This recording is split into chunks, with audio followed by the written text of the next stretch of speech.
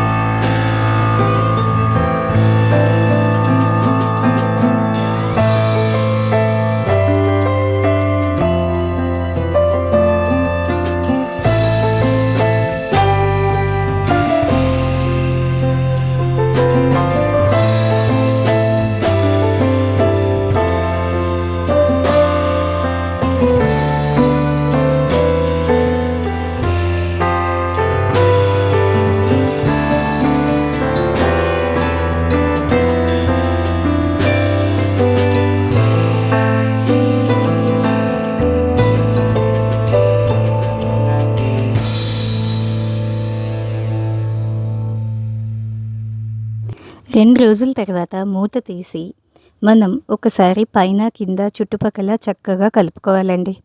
అంతా కలిసే విధంగా ఒక్కసారి తడి లేకుండా స్పూన్ తీసుకుని చక్కగా కలుపుకోవాలి. చూస్తున్నారు కదా ఎంత బాగా ఊట ఊరిందో, ఎంత బాగుందో అసలు. చూస్తుంటేనే నోట్లో నీళ్లు ఊరిపోతున్నాయి. చూస్తున్నారు కదా.